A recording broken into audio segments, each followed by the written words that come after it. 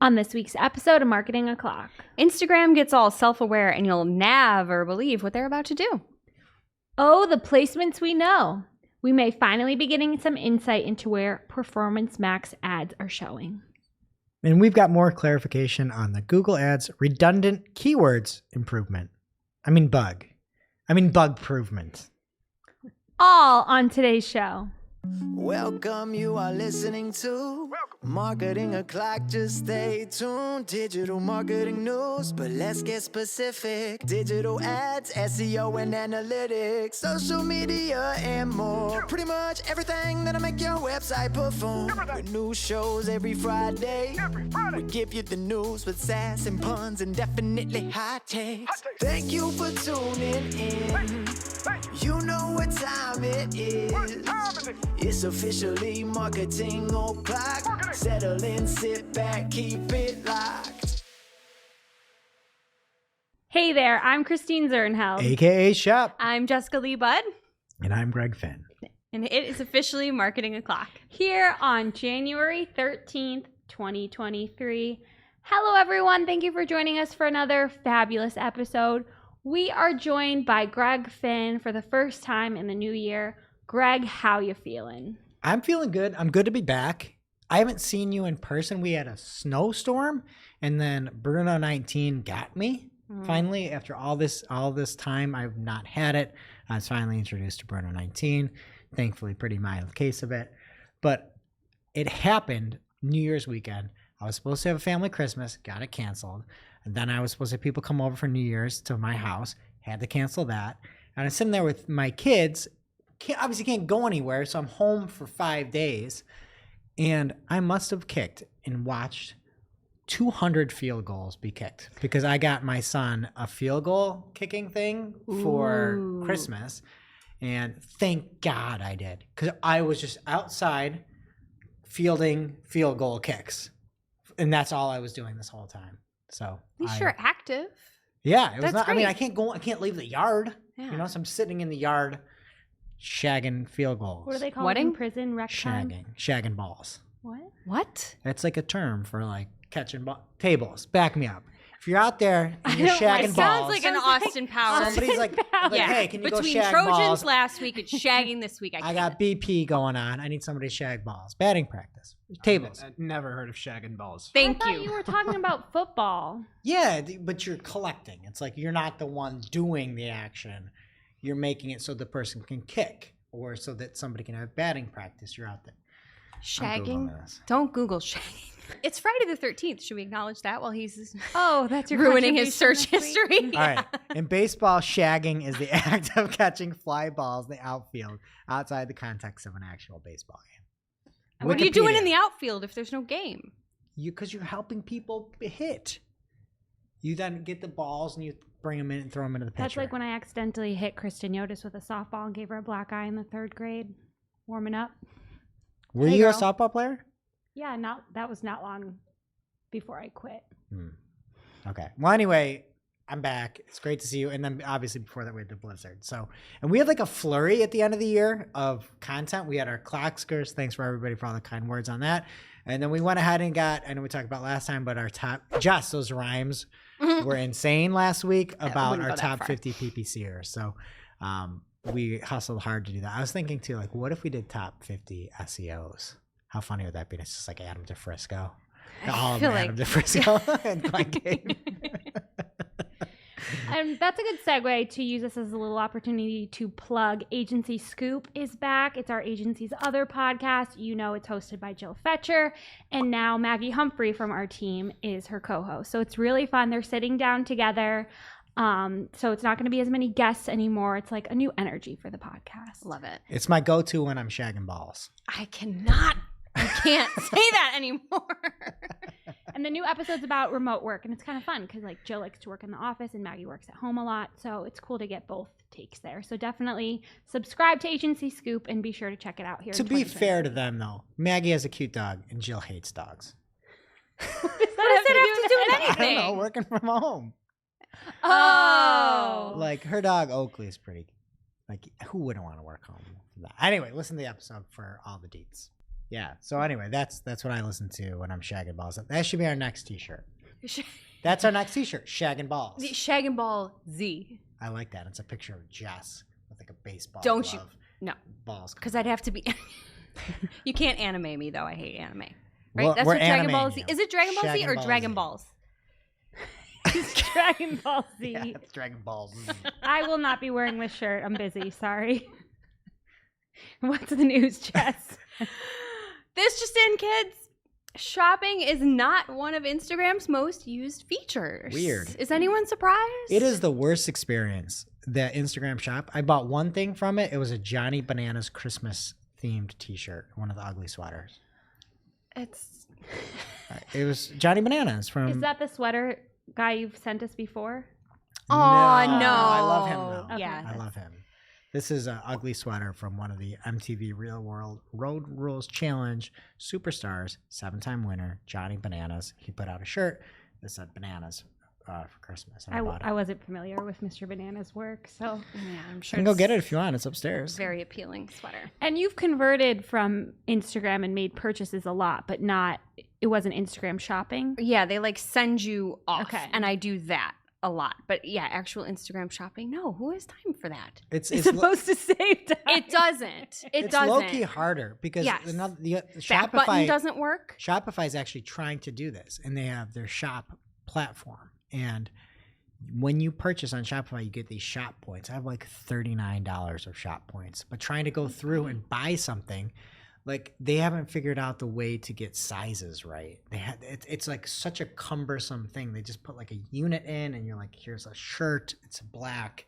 It's a small. I'm like, well, I'm looking for the shirt that's gray and a medium. Where it's really clunky to try to make one size fits all. And that's always how I felt with Instagram Shop, is it's sort of like this one size fits all. Which It is not how fits you nobody. shop. Yeah. Right. It's not good. Well, I guess great. They understand that people aren't really using it and that they need to focus on the things that people are using and love about the app. So Mr. Adam Mosseri took to the Reels this week to announce that a new nav experience is going to be dropping in the app come February. So there will be no more shopping tab in the main bar. And it's been pretty prominently featured. They've been throwing it down our throats pretty much. Instead, it'll be home, search, create, reels, and profile, with create being front and center as it should be. That's the point of the app, is to create something and share it. It aligns with their goals. We talked about them, I think it was last week, maybe the week before. They're trying to simplify the experience and really focus on inspiring creativity, helping people discover new things and spark connections, which all sounds very lovely, but it was a preface to this, right? They're moving away from things that just aren't making them money. And there's been a slow and steady shift, I think, back to pre-Bruno times. Everybody, went full bore on virtual storefronts. It made sense at the time, not so much anymore. So they're kind of pulling back from that. But to be clear, the shopping functionality is not going away. It is really just an updated navigation experience, but it kind of speaks to what their priorities are and what It's not going to get better. It's not, no. If they're taking it out of if they're trying to hide it, they're certainly not going to work to improve it. It's just not going away. So you'll still be able to run a virtual store. You can, continue ordering products the same ways that you always have if you were using it. Can I just vent for a minute? Please. I put up my first Instagram post in a while. I made macarons. That's how you say it, right? Close. How do you say it? Well, it's a big item of contention on Kids Macaron. Baking Championship because there's macaroons Well, it's not a and make a macaron. macaroon. Look, They're I don't know different the difference. things. Macaroon is Macaroons coconut. are like, It's yeah, a coconut soft ball. and So this is a macaron, So I right? made those a are the French macaron. things. Yes. Yeah. So I made that. My kids wanted to make Krabby Patties. So we Those made were macarons. macarons. I saw yes. those. But I put the post up, and it's like, do you want to put audio in it? I'm like, this is a picture. Like, this isn't a video. And I'm like, I get it now why people are turning photos into videos, but in what world does anybody want something that seems like a video that's a picture? What are we doing? Why would I want that? It's a picture. But if it could be a picture with your favorite tune. Why? I know. You look at it. They were beautiful. You did a great job. I cannot believe there's no fast forward. I had to watch this reel of Adam talking about this 3 times to drives get me- to what I wanted because I What couldn't go back and the I would hell miss it. is happening? Yeah. You can't rewind. No, and No, you can't pause. You can't, can't do do anything. So I would anything. get What like are a they Slack thinking? message about something important, and then I had to go back and rewatch the stupid reel of Mr. then you- Adam Mosseri. And then I now agree they're with you. making images with video. It's not Yeah, good. whatever. I'm glad. I'm happy you're happy, Adam. I don't know if he's happy, but he sure puts on a good show. Well, I also take umbrage. Shep poked the bear last week. Yeah, I don't know like why I'm So being last blamed. week, Shep's like, "Oh, we don't have a take of the week. Oh, can you do a take of the week?" I'm like, "All right, sure." And then it just got me. I'm Who's like, the bear in this scenario? Me. Is that you? And then little did I know that like that pine cone tweet was going to come out. So Oh. we didn't need to take the week. That- it was the best. the That pine was an cone tweet evergreen came out clip. for me though Yeah. because Yeah. she's like, Oh, you're right. Yeah. she's like, "Hey, do you have anything to say about this?" I'm like, "Oh, I have lots to say." And then I couldn't shut up, and I made a blog post over at Search Engine Land. And of course, this is about the auto-applied recommendations with the remove redundant keywords, where people had opted in to an auto-applied recommendation saying, "Yes, I'd like to remove redundant keywords of the same match type in an ad group."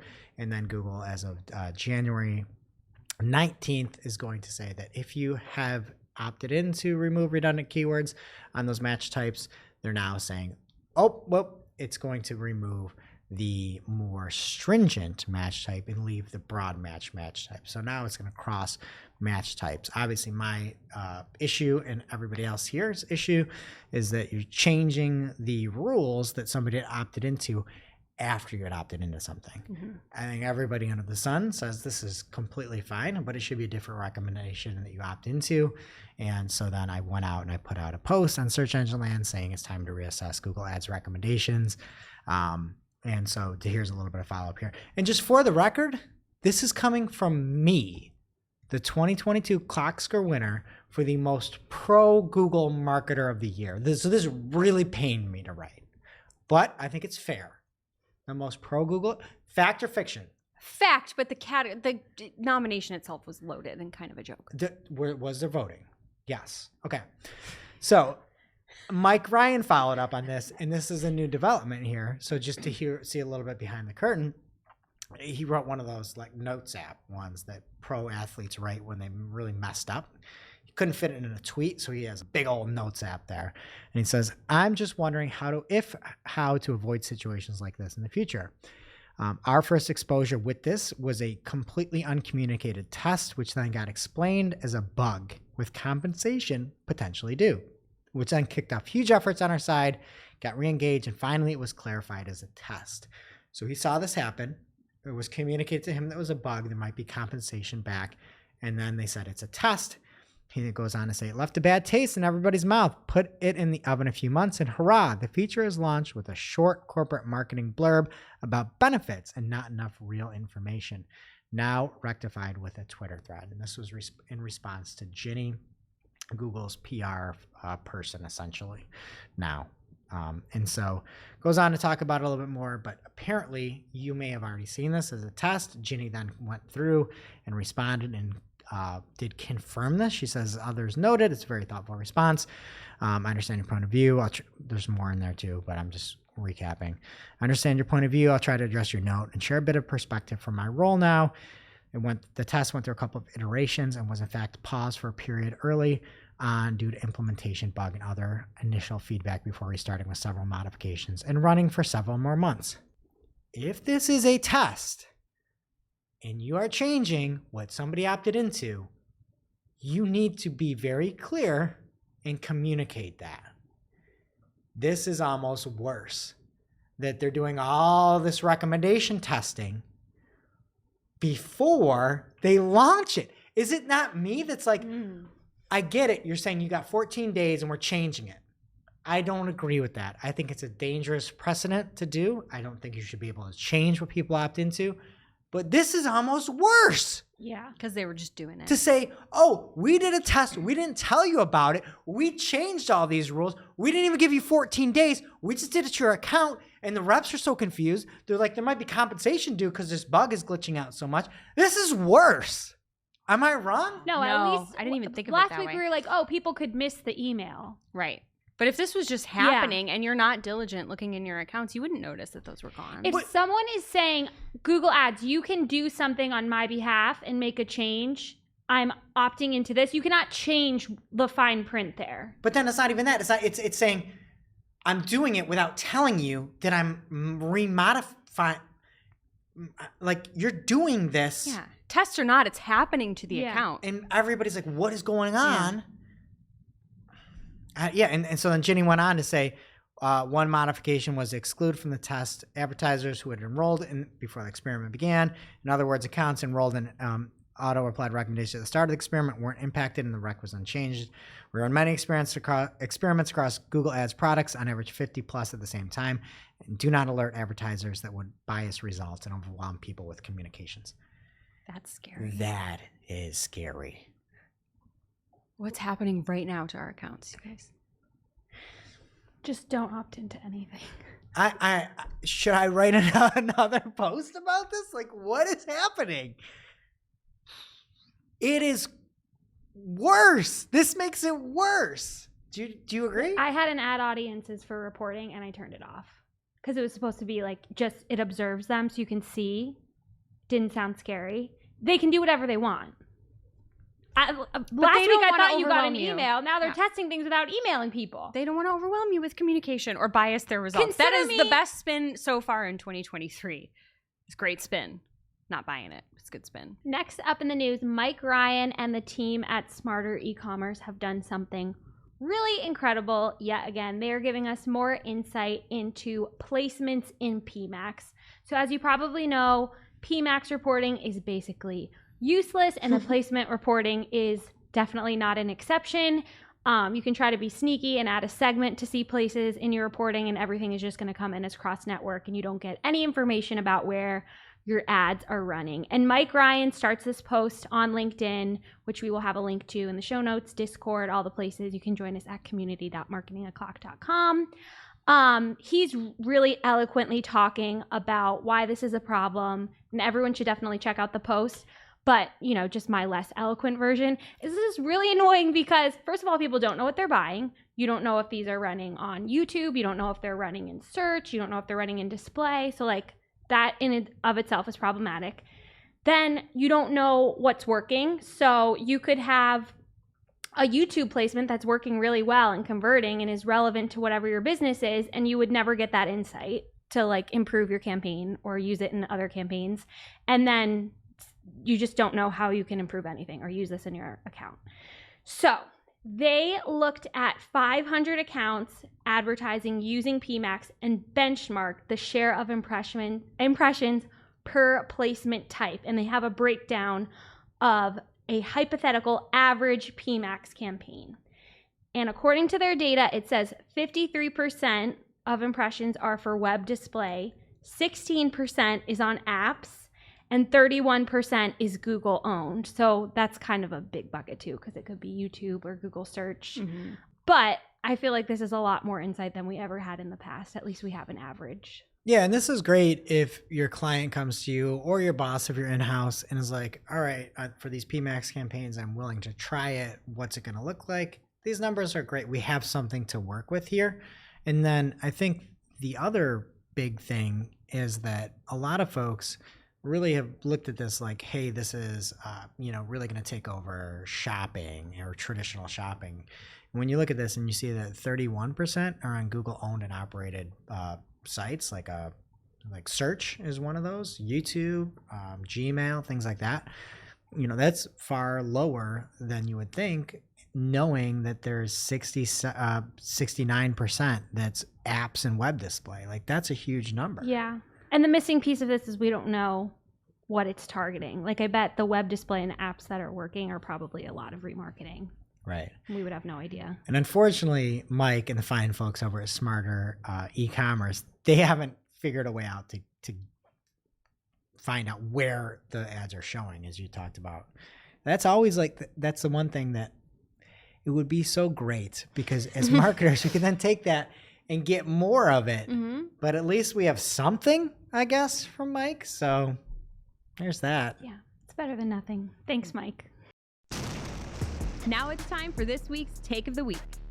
This is a #fire digital marketing take with extra spice served up for you.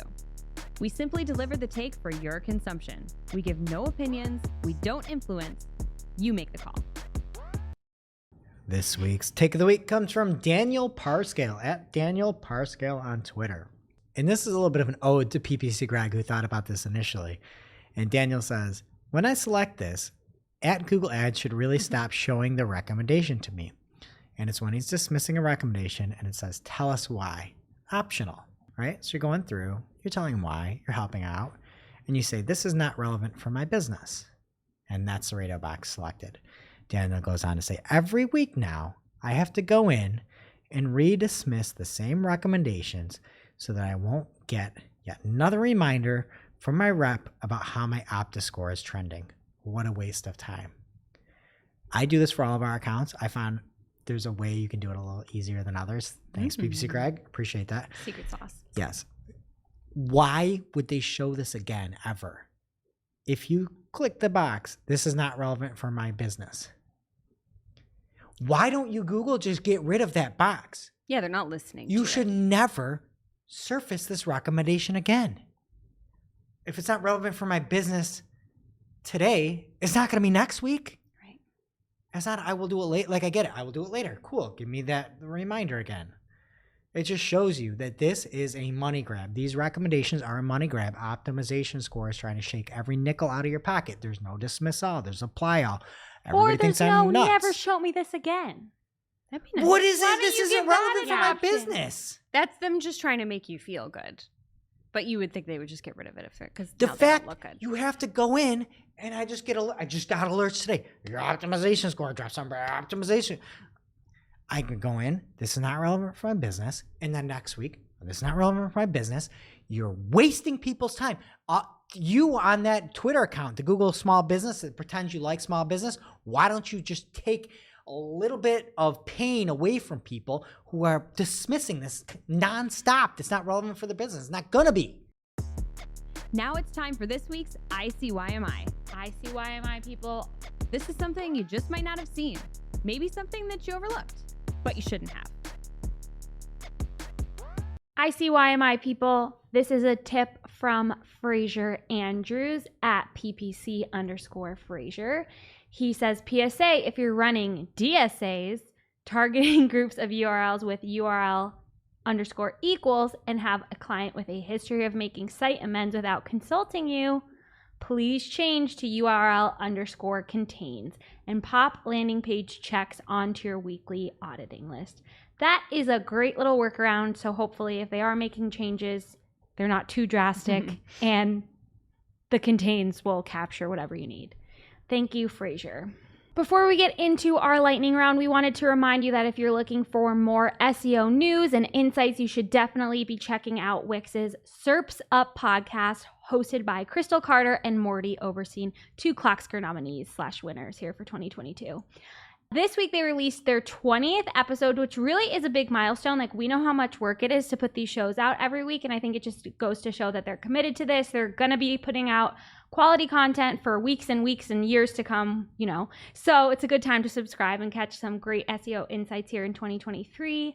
And this week's episode is about how to adapt to Google SERPs changes, and they have a little guest cameo by the one and only Lily Ray, so it is definitely not one to be missed. Again, there are now 20 episodes in their inventory ready for you to binge. After you finished our episode and not a moment before, please be sure to subscribe to SERPs Up wherever you listen to us, or you can catch them on the Wix SEO Learning Hub at wix.com/SEO/learn, and they have a lot of amazing resources there, so check it out. Thank you, Wix. Now it's time for this week's Pew Pew Lightning Round. At this point in the show, we split up our content into 3 parts: paid, organic, and social.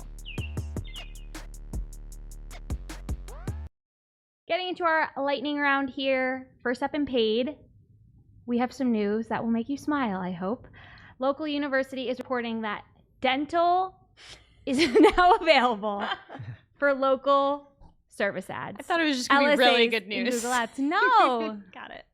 Unless you're scared of your dentist like me. This is only available in the US right now. If you are a dentist, this article on localu.org, and we'll have it in Discord, newsletter, all the places. It has a lot of great info about the verification requirements, even cost per lead estimates. So I definitely remember checking it out. They also have all the services that you can advertise, and it is bleak, you guys. It is bad. This is like nightmare fuel. So some things you can advertise in your LSA are bad breath, chipped tooth. I chipped my tooth at the gym the other day. What? I don't I know was how doing clean and jerks. And, What? And I It's your first problem. did the Jess is kind of a clean and jerk. Thank you. Wow. No, but Oh, the bar yeah, hit my chin. I was going up and I chipped my tooth. Oh, I can't have, tell from here. like a weird spot, and I don't know how it happened. It's driving me nuts. So I feel like I got a little chip. I have one too because I always hit my mouth in the exact same spot every time I bring a cup to my face. Oh, you should go find a Google guaranteed dentist here. I feel like this is great for people that are dentists by trade and digital marketers by passion. Yes, yes.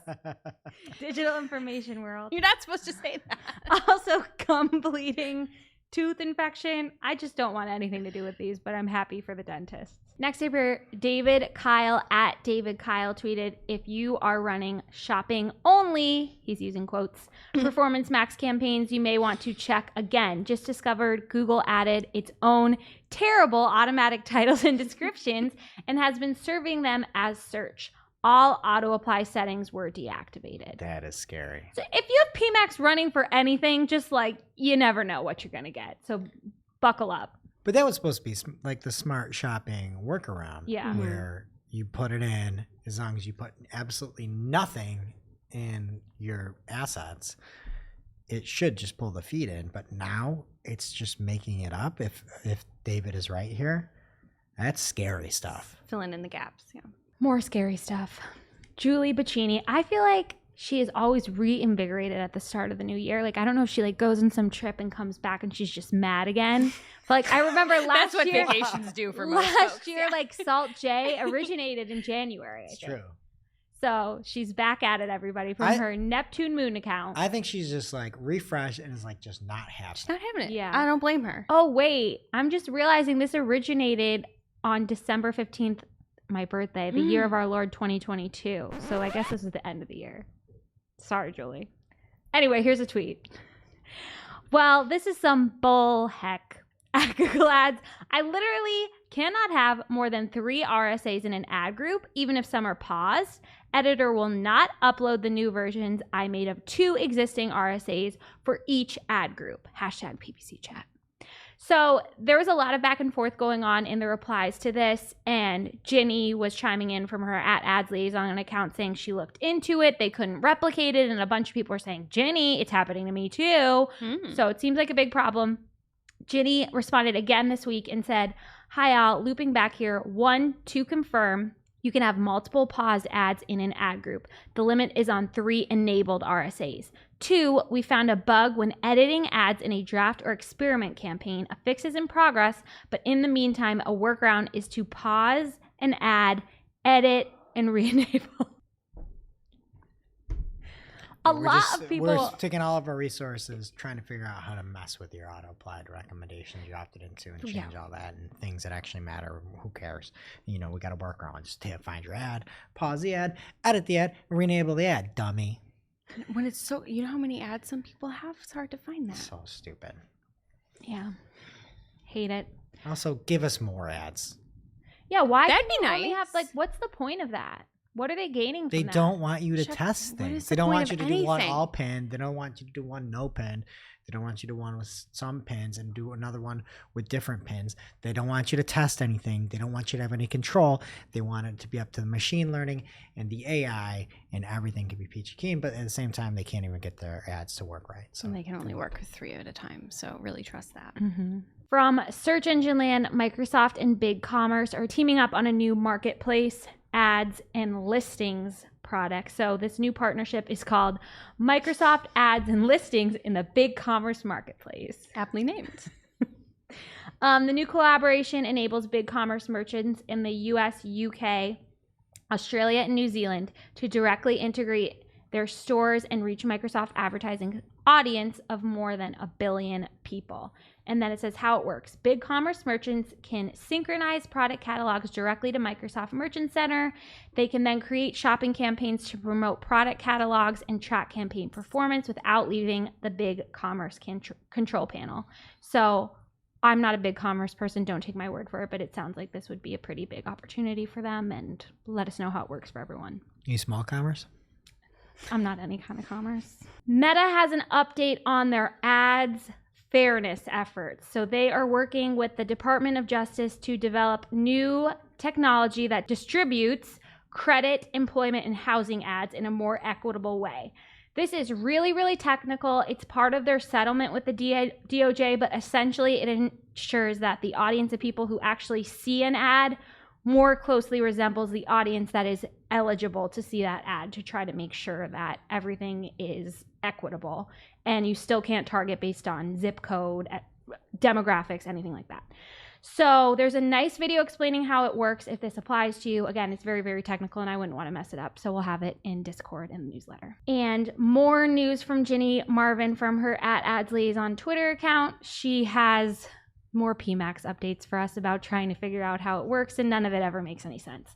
She says PMAX isn't, quote, favored over search. If you are running search in PMAX campaigns and the query isn't identical to a keyword or misspelling in your search campaigns, then ad rank is used to determine which ad serves.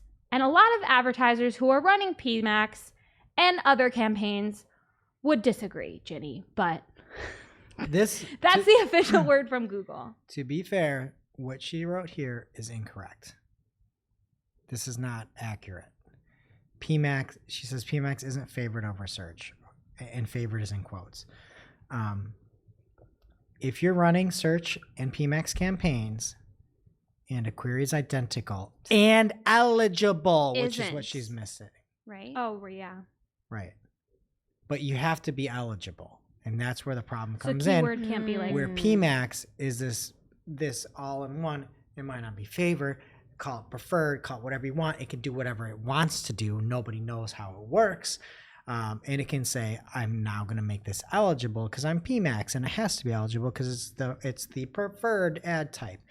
So in reality, if you have something that is an identical match, which is not a match type, it's just a word they made up, and the term is eligible at the moment, means it has budget, the quality score is the right way, nothing else is bumping into that keyword, then it will serve over PMAX. But she didn't include the term eligible in here. Very important stipulation.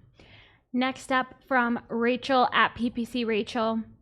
She tweeted, our telephone numbers allowed back in description lines in Google Ads. Auto recommendations have suggested the number is added. It's like being back in 2012, except with auto-applied recommendations. I'll add that, Rachel. Except you can't even do it. You try to do it, won't let it go through. So our guy, Chris Ridley, chimes in. He says, there's only one way to find out. Give me 10 minutes.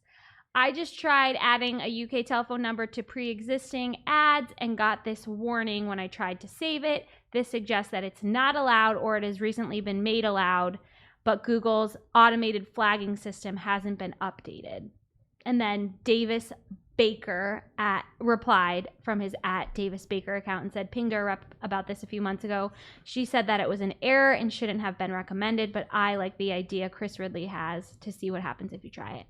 So to confirm, a recommendation was made to put a telephone number into ad copy via the machine learning. Which you can't do! Which you can't do. When trying to put this through, you will get an error.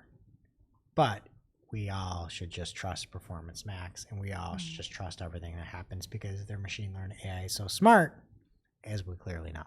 So I wonder if she applied the recommendation, if that would have worked. I'm just curious. I'd love to know. Recommending things that are illegal. It makes me so mad. I think it's against terms of service. Yeah. I don't think there's jail time associated with putting a phone number. Go to on. jail. There should be. Do not pass go. Okay, next and finally here, we have an article from the Wall Street Journal. For the first time in nearly a decade, the two largest players in online advertising are no longer raking in the majority of U.S. digital ad dollars.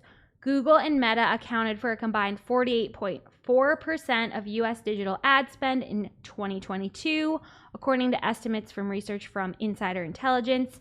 Their combined U.S. market share hasn't been below 50% since 2014.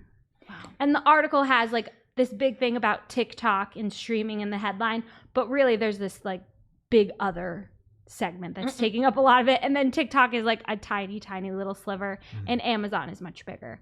But it's a big deal, I guess. Together they were always taking up 50% or more, and now they're below 50%. Yeah, and it's not surprising. You're taking your product and you're out, right?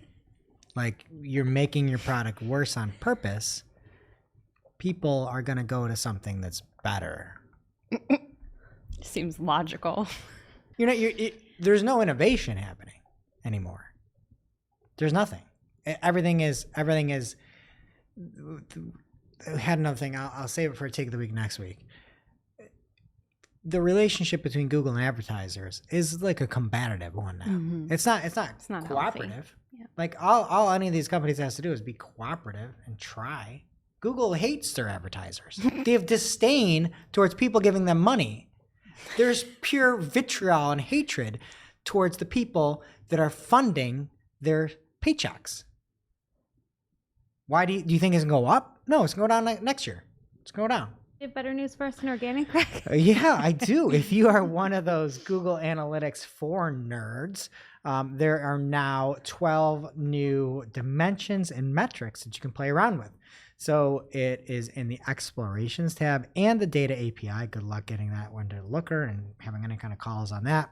But there's item affiliation, variant, item added to cart, items checked out, clicked in a list, a lot of kind of shopping stuff.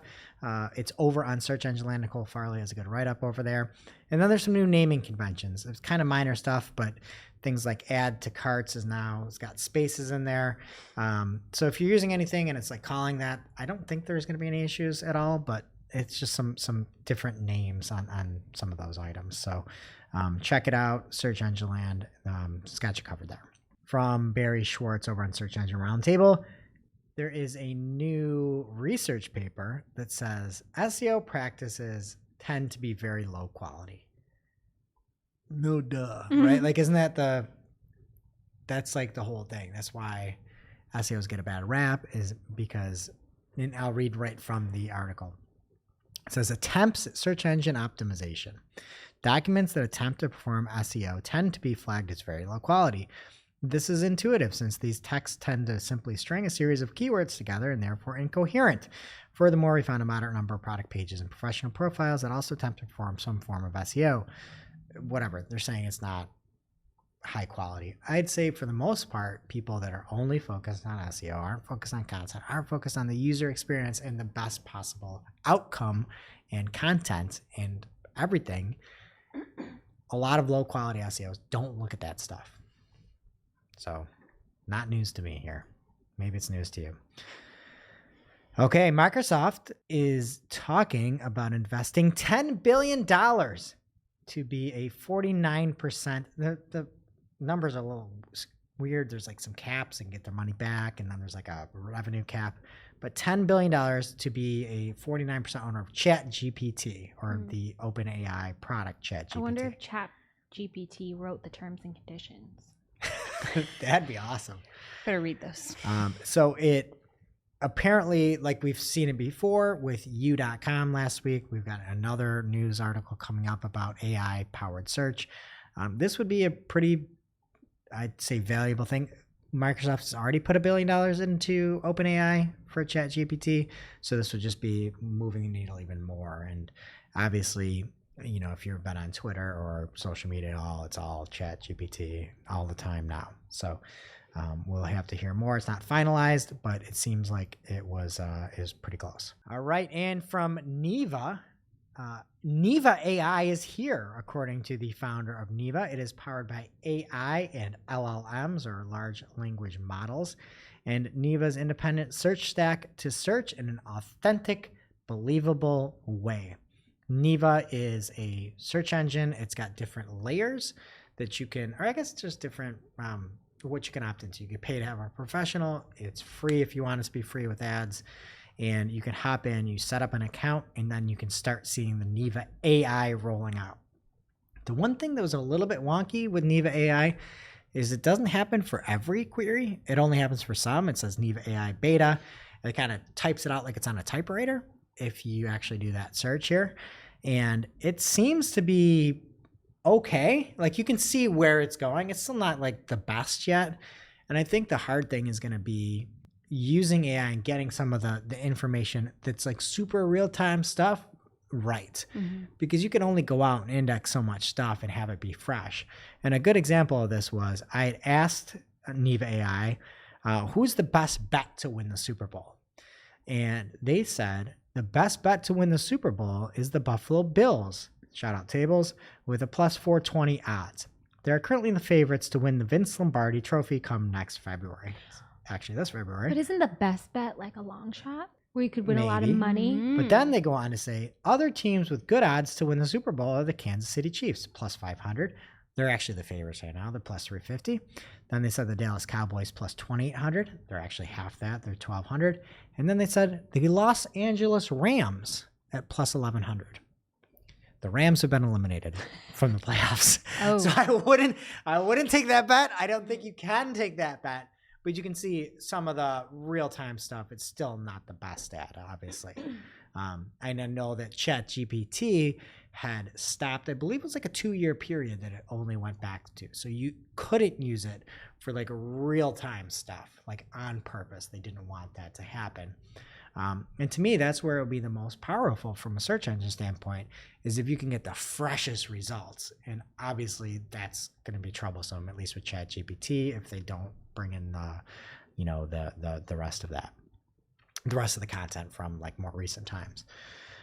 Additionally, when you asked who was going to win the AFC this year, they said it was the Chiefs and the Ravens, which goes against the Bills being the best Super Bowl bet there. So not perfect. And I also put in Marketing O'Clock, just our brand name here of our podcast. And Neva AI gave a definition based off AI saying Marketing O'Clock is a weekly digital marketing news podcast. It covers topics such as SEO, PPC, and social media marketing. The podcast dives deep into the latest online marketing news, studies, trends, and updates, and examines how they will impact real-life KPIs. I think I might have written that in 2019. Are you Just sure? saying. That's very nice. The good thing is they cite their sources very well, and they kind of show where they pulled parts from. So one of those parts was coming from Amazon, another was coming from Apple. So pretty cool. If you want to see more AI in the search results pages, head on over to Neva. That is Neeva. You might have set up an account, but for many queries, you will then see the Neva AI at work. All right, next up here from Darren Shaw. He says, as of February 15th, you will no longer be able to specify price ranges or set custom calls to action in products on your Google business profile. It's for single priced items only.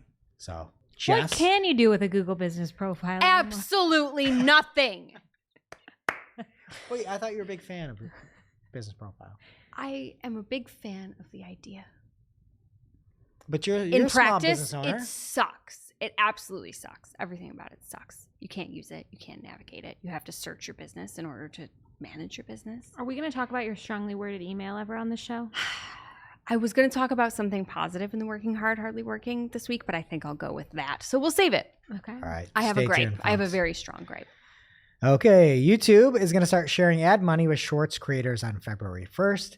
Up until now, they've had things like shopping integrations, super chats, and creator funds that you could make money on, but YouTube at the time took all the money made on Shorts.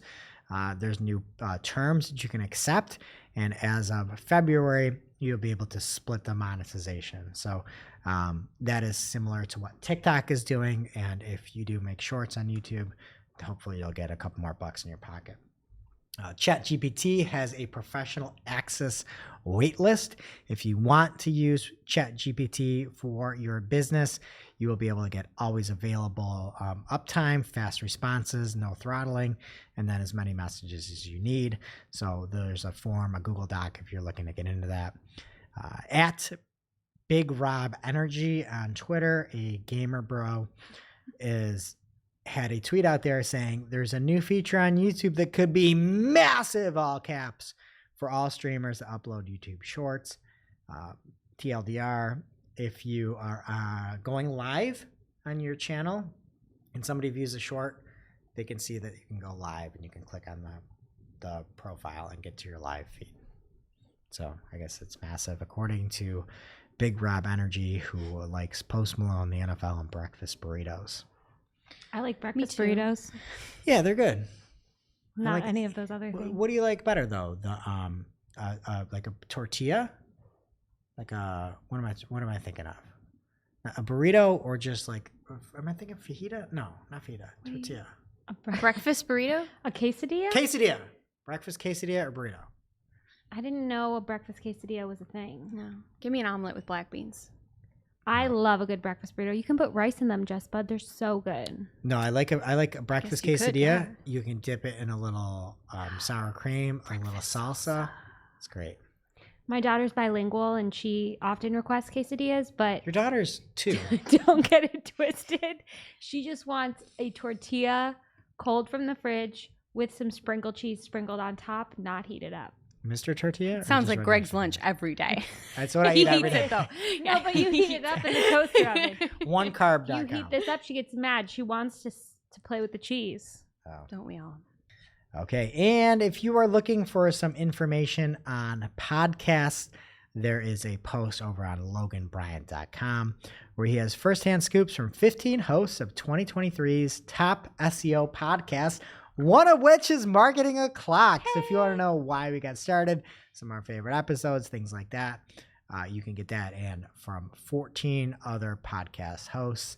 And then lastly, if you are looking for a new way to get smarter here in 2023 and are looking for newsletters, there is a definite cosign stamp of approval for Marketing O'Clock, digitaldownload.samtomlinson.me. At Digital Sam I am on Twitter. Sam Tomlinson made our top list of 50 PPC influencers, and February 26th is when the newsletter drops. Go sign up. He will not let you down. He never does. That's it in organic. What's happening in social, bud? All right. Speaking of never letting anybody down, Jane Mansion Wong at WongMJane on Twitter is always finding things. And this week, she spotted a simplification that may be coming from the bird. She said Twitter simplified quote tweets into just quotes. And she has a screenshot of seeing that, which I guess is fine. I don't mind that. There's some funny banter in the replies, though. Paula, which is in quotes, said, tired, removing the view count, wired, renaming quote tweets so the view count fits better. And then somebody else said, inspired, removing likes and retweets to make room for a tiny graph showing how views are increasing over time. So people are just all kinds of feelings over this, but whatever. Keeping it Twitter here. Twitter designer Andrea Conway tweeted that she's looking at making it easier to bookmark a tweet from the tweet details, and she shared a look at what that would look like with a little ribbon at the top right, kind of what you would expect from a bookmark.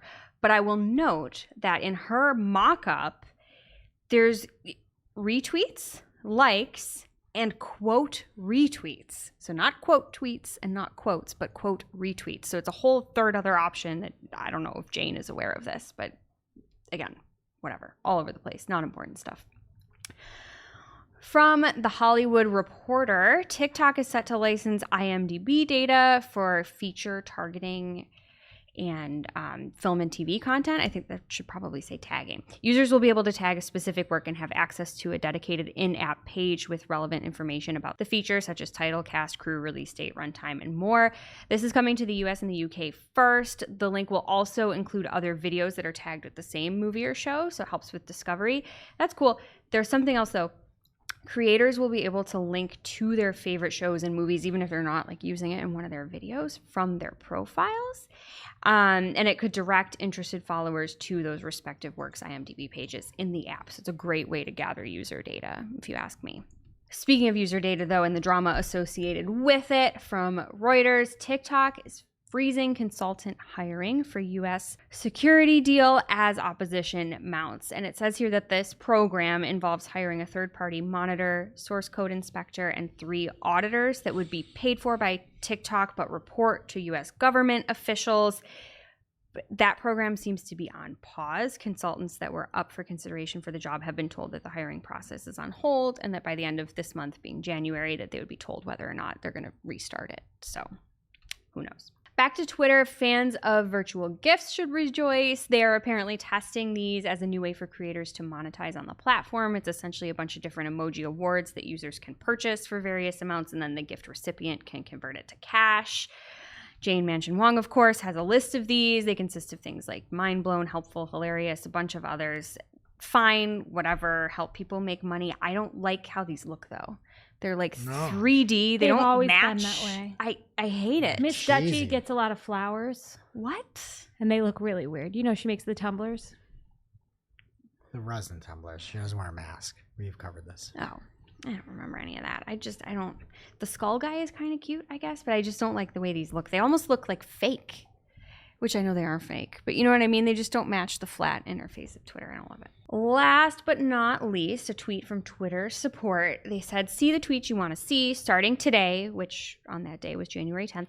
On iOS, swipe between tabs to see tweets recommended for you or tweets from the accounts you're following.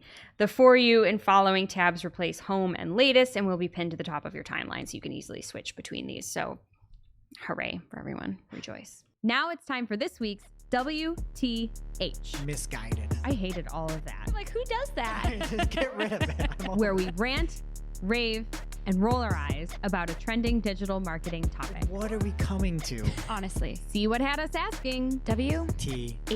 this week. All right, this week's WTH comes from Ben Fisher over on Search Engine Land, and it's called Arbitrage in Google's Local Services Ads. What you need to know. And I actually hopped on the Edge of the Web radio show. It was Edge of the Web 561 and talked about this a little bit with Aaron and Morty over there. But this was a fascinating article where there would be these contractors using kind of like DBAs and setting up multiple listings for LSAs, and they show up as Google guaranteed. And I believe the stipend is up to $1,500 back if you are not satisfied with it. That's what the Google guarantee is. But these folks would bring people in via these LSA ads and pay about $25 a lead or so. And they would then say the contractor they were working with to sub it out is no longer working. We have a new contract for you. So essentially wiping out the guarantee of Google by giving you a different name that you work with, and then basically scamming people out of their money. The Google guarantee is no longer valid anymore because they didn't use the original contractor. And then they just spin up new ones and move on and so on and so forth. And the cost for 1,500 reviews that one of these people quoted was $4,000, which is like, I was saying on the show, I'm like, that's a deal. Like, you'd have to like jail, but like that's a deal. Like that's a Who good doesn't? deal, but you're going to jail. So I thought this was really interesting, and it's something that Google's just not good at, doing things that aren't like wide scale algorithmic stuff. So people getting in and spamming with reviews and things like that, they're just so slow that people do get taken advantage of because they don't make it a priority. I mean, there's not a team that you call up for Google guarantee or LSA ads where you're like, LSAs, I don't need to say ads at the end of it. It's like SEO optimization. But there's not a team there that's like, can solve this pretty quickly for it. And this is what happens in this case. So if you are doing LSAs, beware, try to report as much as you can, and good luck. But great article over on Search Engine Land from Ben Fisher. And that brings us to our real life segment, straight out of our accounts and into your ear holes. It's time for Working Hard or Hardly Working, where we talk about what's going on in our IRL work, good, bad, or otherwise. For me this week, I just wanted to send some thanks to our dev team at Cypress North. We, as marketers, have to build landing pages for our paid campaigns sometimes, and we have this one client we're using HubSpot's landing page tool. And it's supposed to be so simple and drag and drop. And we're marketers, and it's just not that easy and to make things look good. So it's nice when you have a developer and you can just send it to them and put some rounded corners on a form. Thank you, J2. Jess? Hardly working for me. You guessed it, Google Business Profiles. We have a client who we have been trying to update their Google Business Profile for a particular location with the correct phone number. And we have resubmitted over and over and over again. They keep rejecting the change. We get no communication as to why. It reverts to the old phone number, which nobody is answering that phone number. That's not their phone number. And we are now been suspended for suspicious activity. And I have to appeal this by sending them utility bills to show that we are this location because they keep rejecting. This is the only way that suspicious activity. I'm trying to submit the correct phone number. That's all we've been trying to do for like a month. And now we are suspended and they're not we can't make any changes to it. And it's like, fix this. Your product is broken. It sucks. It's difficult. I can't get in touch with anyone. And now you want to see the receipts? Let me update a goddamn phone number. Upsetting. It's so upsetting. And this is a client with like a chain of locations. None of the, knock on wood, none of the other ones have any problem. And we updated all of the phone numbers to be the same phone number so that, you know, interested customers can have a nice customer service experience and actually speak to us so we can do business. It's infuriating. Can I make you feel a little bit better? I don't think you will, but try. Google Small Business at Google Small Biz on Twitter 2 hours ago said, "There's no better feeling than seeing positive results for something you've worked hard for." Hands up. You shouldn't have to work hard to update your phone number. Positive results? Hands up? I put my hands up. I surrender. This is bullshit. Fingers up. Middle ones. I'm trying to update a phone number to the accurate one. Like, check my website. I'm trying to put the same phone number on my business profile that's on my website. There is nothing shady here other than the fact that you reject it for no reason. And now I have to send you a utility bill. It's bullshit. Working hard is you. Thank you, Shep. Wasting time on the wrong things. Greg? All right, something else hardly working. Microsoft Ads phrase match is officially hammered. It's not even drunk at this point. I don't know if you're running. Go check out how much is being dropped, and the close variants aren't even close anymore. It is borderline broadish with the way that phrase match is matching. So we're thinking about reconfiguring things here at Cypress North and almost splitting them out from exact match so that we don't burn through budget. We already can't get rid of audiences. You can put -100 in the editor, but it doesn't work in the actual thing. Like in the web version, it doesn't work. And it's just phrase match. Go check your phrase match matching. It's not okay. It's not good. It is not good. It is not phrase match anymore. And the close friend, they're just getting rid of main terms and dropping them completely. We've talked about this for a long time. It's worse this past 2 months. Mm-hmm. Criminal. And now for this week's Cool tool. As a reminder, our Cool Tool segment is not an official endorsement or paid mention. We're simply sharing something we found in our travels that may be of use to our listeners. And is really, really cool. manual research in the search results, bringing progress to a halt. I've got something for you. My God. This is getting really difficult week Jeff. after week. This week's cool Anyone who hasn't been along for this journey would have no idea that you were trying to make a rhyme. Really? Result and halt? Halt's my mom's maiden name. You by the said way. results. Results to a halt. I can't. I'm trying so hard. Last week I overdid it. I can't come back from that. Anyway, I'm trying. It's not your faults. Thanks, Gregory. This week's cool tool is the Through SERP Analyzer from Samuel Schmidt. It makes it easy for you to review Google's organic results and uncover the most relevant results to a query in any location. We're talking data on the top ranked pages, content like length, images, freshness, structured data that's in use, and so much more so that you can assess the competitive landscape and work to build better, more relevant content on your own site. It's free to try, and as always, we will have the link in our newsletter as well as on Discord, so pick your poison and check it out. Now it's time for our must-read marketing article of the week. An article so advanced, so in-depth, so detailed that we simply cannot cover it in its entirety on today's show. All right, this week's must-read marketing article of the week is actually a Twitter thread from Liam Cass, @_Liam Cass. A little marketing bro-y vibes here, but he's got something that is 101 mega hooks that are going to skyrocket your thumb, stop, and click-through rates. This is just to get the juices flowing here in your brain, right? And he's got a bunch of things that you can use in ad copy and tweet, whatever you want. They're just those hooks to get people to stop. So things like, I saw this product online, had to try it. That's a pretty easy one. Why is nobody talking about this? How am I just discovering this? It's just all these different prompts. There's 101 of them. They're free.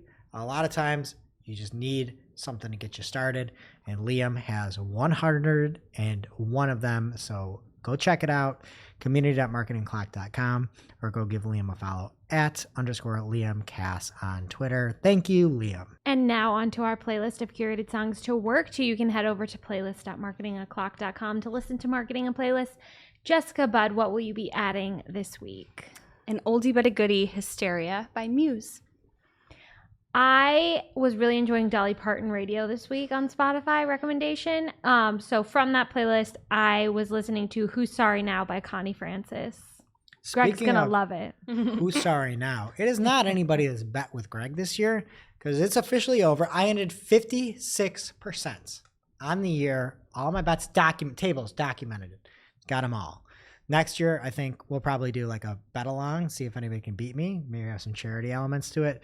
But everybody that bet with me was not sorry now. And you won't be sorry now if you listen to this song, Broken Drum by Cash Cash.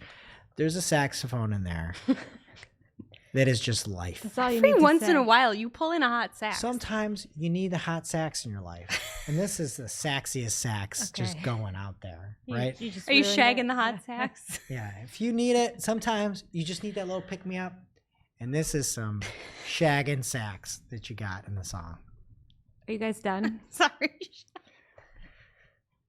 All right, that does it for today's show. It is now officially not Marketing O'Clock. Thanks for listening. And we'll see you next week, hopefully. Thanks for listening to Marketing O'Clock. If you're looking for more information on today's topics, head over to marketingoclock.com/newsletter to receive every single article we covered. We share the news as it breaks in our Discord community. Head over to community.marketingoclock.com to join. Welcome to this week's Shooting the Heck. We're after our famous Friday news show. We don't talk about marketing anymore. We just... Shoot the heck.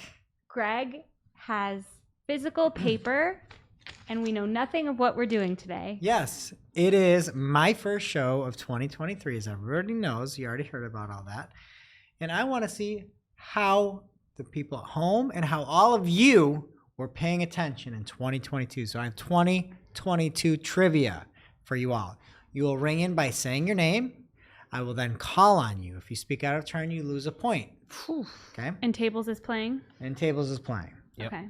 All right. Question number 1. In which country was the 2022 Winter Olympics held? Why am I forgetting? Don't speak out of turn. Wait, we watched it. Shep. Shep. Ring in for Tables. Tables, you got a free guess. She rang in for you if you want to go first. All right, Shep, you're up. Wasn't it China? China. Okay. Shep has 1. Okay. Question number 2. Queen Elizabeth II celebrated her Platinum Jubilee in 2022. How many years on the throne was she Shep. celebrating? Shep. 70. Shep has 2 points. Shep is running away with it here so far. All right. I mean, I am in a pop culture. Next question. Only one. Which country won the highest number of gold in the 2022 Olympic Games? It wasn't the U.S. Tables. Jess. Tables. Canada. Incorrect. Russia. Incorrect. It would be the Russian Olympic Committee, and I think the correct answer is China. Incorrect. Norway. You all stunk. All right. Closest gets it. The world's projected population Jess. at the end of 2020 was? Oh, at the end of 2022 was 8 billion. 8 billion, right in the nose. Jess is on the board. 2-1. Shep beating Jess. Okay. Next up. What was the highest grossing film of 2022? Shep. Shep. Top Gun Maverick. Shep is taking a lead. What? You picked 3. these questions for her. No, I didn't. Ask I've hard never questions. seen it. Do you want me to ask you like real, like, who got elected questions? You don't want that, I do don't you? want that either, no. You don't want that. Okay. All right. Here's another one then. Ready? Who won the 2022 Monaco Grand Prix? Is that a question you Who's want? she? What? No, you don't want that. Who's Monica? Okay. Jeff Gordon. No. Get out of it. Okay. I don't even know who it was. All right. Another question. Who won the 2022 Super Bowl MVP? Tables. Tables. Cooper Cup. Cooper Cup. Tables is on the board, baby. Who won? What Chupacabra? team won? Okay. Which U.S. company in 2022 became the first company to do, this says to do 3 trillion, but I think to be worth 3 trillion in the stock market. to do 3 trillion. And it's a U.S. company. Correct. Jess. Jess. Google. Incorrect. Tables. Tables. Apple. Apple. Shop with 3. Tables with 2. Jess with 1. Okay. Who wore Marilyn Monroe's Shep. famous Mr. President dress to the Met Gala? Shep. Kim Kardashian, Correct. formerly Kim Kardashian West. One of the little ones I thought would be too easy is, what was Kanye West? We don't talk about him. What was Kanye West's nickname for Pete Davidson? But we're not going to say that. You don't Kim? remember? Okay, well, let's go. What was Kanye West's nickname for Pete Davidson? Something Pete. Sneaky Pete. Sleepy Pete. You're talking out of turn. Sleepy Joe. Subtract all of her points. All right, no, okay. All right, which Kate Bush song hit the #1 spot earlier Oh, this year? Jess! After being featured on Stranger Things season 4. Running up that hill. Okay, Tables 2, Jess 2, Shep 4. As part of the Jubilee celebrations, who joined the Queen for afternoon tea? Shep. Paddington Bear. What is that? You could know this. He's not They real. shared a marmalade sandwich Why would she agree to that? because she was ahead of her time. May she rest in peace. I have a lot of questions. Why would she? What's wrong with Paddington Bear? Is he problematic? He's not a real person. Okay, Shep, you won, but we have one last question here. Who was behind the viral 1-minute short video of YouTube announcing NFTs in 2022? Jess. Neil Mohan. Neil Mohan. We got to go back to Jess replay. has that. Shep with 5, Jess with 3, and Tables with 2. Shep, congrats. You paid the most attention in 2022. Thank you. Or the least to the things that mattered. Okay, thanks for that, Greg. It was fun. We'll see you next week.